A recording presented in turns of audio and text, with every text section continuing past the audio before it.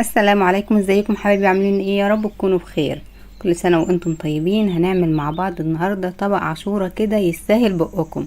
جميل جدا وبطريقة سهلة وبسيطة جدا. انا بصراحة ما كنتش بحبها، بس لما جربتها ودقت طعمها وبالطريقة دي جميلة جدا. هتدمنيها كده، يعني ايه؟ كل شوية هتعمليها من حلاوتها وطعمها الجميل، وكمان هي صحية ومفيدة جدا. طبعا احنا عارفين ان هي بتتكون من القمح، والقمح اللي هو الحبة الكاملة دي فيها فيتامين كتير جدا للجسم. طبعا انا مش هقعد اعدلكوا الفوائد، بس هي مفيدة جدا للجسم وخصوصا للاطفال والذاكرة والحاجات دي. جميلة جدا. ممكن تاكليها باردة او ساقعة كده، وممكن تاكليها وهي لسه دافية سخنة كده. في الحالتين الاتنين جميلة جدا. وانا حبيت اعملها بطريقة بسيطة وسهلة، محبيتش اعقد الامور قوي. دي كانت لسه دافية كده، كانت طعمها خطير، جميلة جدا. وكمان لما بتسقع بتكون اجمل كمان. عايزة تقدميها بقى بمكسرات، تقدميها مع ايس كريم، زي ما تحبي. يلا بينا نسمي الله ونشوف هنعمل ايه مع بعض، عشان ما اطولش عليكم الفيديو اكتر من كده. بس يا ريت نتابع الفيديو للنهاية، ولو عجبك الفيديو ما تنسيش اللايك والشير، وتسيبيلي تعليق صغير كده تحت الفيديو، لانه بيفرحني وبيشجعني جدا. يلا بينا نشوف الخطوات بتاعتنا والمقادير بتاعتنا عبارة عن ايه. اول حاجه معايا هنا اللي هي الحبوب القمح، اللي هي الحبه الكامله، اللي بعد كده بيستخرج منها الدقيق. بتكون الحبايه على بعضها بالشكل ده. بنشتريها من عند العطار، بنجيب بقى ربع كيلو، نص كيلو، كيلو، زي ما تحبي الكميه اللي انت عايزاها. الكميه اللي معايا دي نص كيلو. نقيتها كويس جدا من اي طوبه او اي عفشه او اي حاجه مش كويسه فيها. وبعد كده برضو بغسلها كويس جدا عشان العفره والتراب اللي بيكون عليها. وبعد ما بغسلها كويس جدا بحطها بقى في الحلة بتاعتي، وبحط عليها حوالي لتر ونص من المية. يعني نغطيها بالمية بالشكل اللي انتوا شايفينه ده. اهم حاجة نغطيها كويس جدا بالمية بالشكل ده. وبرفعها على نار عالية بقى لحد ما تغلي معايا. بعد ما بتغلي معايا بخلي النار متوسطة، وبسيبها على النار حوالي كده ربع ساعة.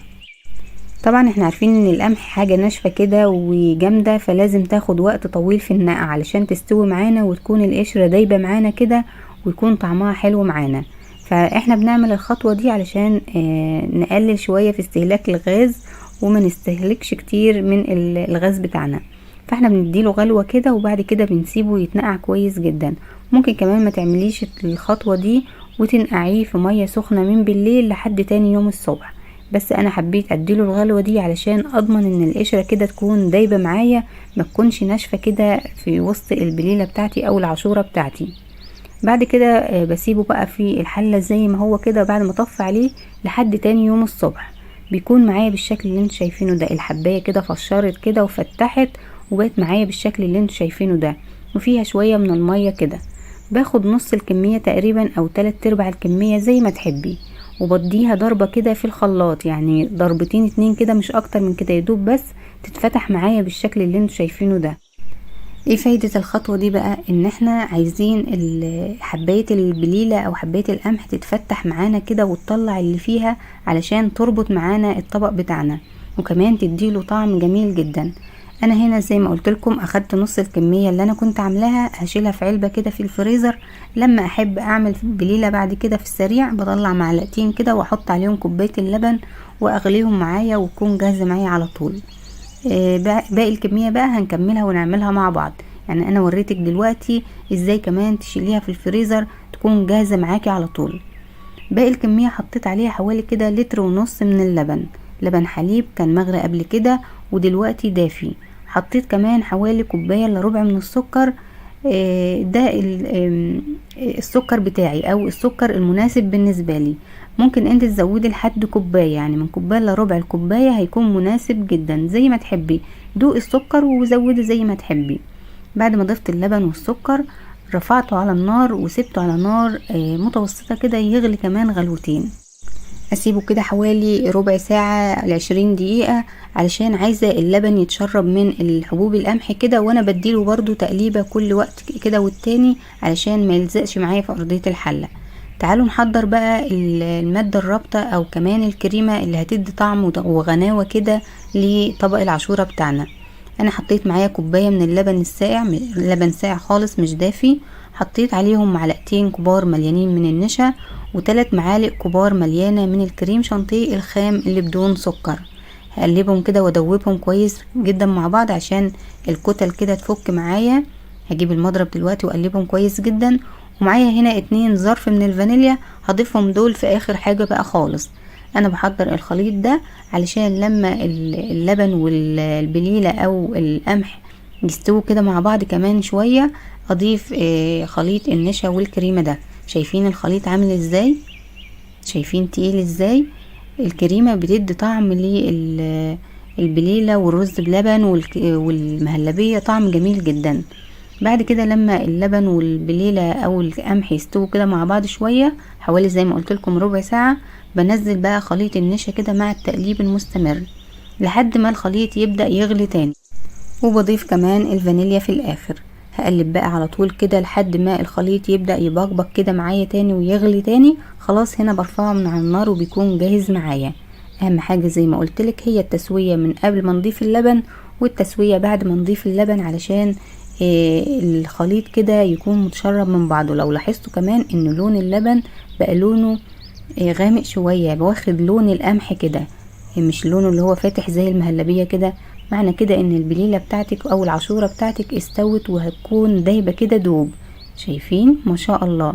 وكمان لما ضربنا شوية في الخلاط يعني تحسي ان الطبق كده كله دايب مع بعضه، مفيش حبوب كده لوحدها واللبن لوحده، لا هتحسي ان الطبق كده بتاكليه دايب كده كله مع بعضه. شايفين ما شاء الله. جربي الطريقة دي، لو مش بتحبي البليلة او العاشورة هتعجبك جدا وهتدمنيها صدقيني. كل شوية هيطلبوها منك وكل شوية انت هتعمليها. شايفين ما شاء الله دايبة كده وكلها مترابطة مع بعضها، والقوام بتاعها بيكون كده مظبوط، لا هي تقيلة قوي ولا هي سايلة قوي. بعد كده لما بتبدأ زي ما قلت لكم تغلي معايا برفعها من على النار وببدأ اصبها في الاطباق بتاعتي على طول. شايفين القوام عامل ازاي؟ بعد ما بتبرد او تسقع معاكي في التلاجة بتتماسك شوية زي ما شفتوها كده معايا في اول الفيديو. شايفين ما شاء الله جميلة جدا، طعمها خطير. اتحداكي لو جربتيها بالطريقة دي مش هتبطلي تعمليها من حلاوتها. يعني حاجة كده ما شاء الله جميلة جدا ومغذية جدا. بتقدميها بقى مع مكسرات كده، وبعد ما تبرد وتسقع لو حابة تضيف عليها كده معلقة ايس كريم بتكون كمان خطيرة جدا، او كمان معلقة عسل كده. يا سلام على الفوائد من كل ناحية. انا حطيت هنا شوية جوز هند كده وشوية مكسرات وخلاص على كده. حابة انتي تقدميها باي شكل تاني بقى زي ما تحبي. والكمية اللي انا عملتها طلعت معايا ما شاء الله كمية كبيرة جدا. زي ما قلتلك ممكن تعملي ربع كيلو نص كيلو زي ما تحبي. عايزة تعملي نص كيلو زي ما انا عملت كده وتشيلي منه شوية في الفريزر برضو هيكون جميل جدا. لما تحبي تاكلي بليلة كده طبق على قدك كده طلعي معلقتين وحط عليهم كوباية اللبن وشوية السكر او العسل وكلي احلى بليلة. شايفين ما شاء الله جميلة جدا. انا فضلت اكل يعني ما قدرتش اعيش نفسي. انا بصراحة ما كنتش بحبها الاول، بس بعد ما جربتها بالطريقة دي عجبتني جدا ومش هبطل اعملها بصراحة. غير كده وكده ان انا عرفت ان هي مغذية جدا. شايفين القوام ما شاء الله جميلة جدا. اتمنى ان الفيديو يكون عجبكم، واتمنى ان انتوا تجربوه بنفس الطريقة ونفس المقادير. ولو عجبكم ما تنسوش اللايك والشير ويكتبوا لي تعليق صغير كده تحت الفيديو لانه بيفرحني وبيشجعني جدا. وانتظروني في الفيديو الجاي ان شاء الله. والسلام عليكم ورحمة الله وبركاته.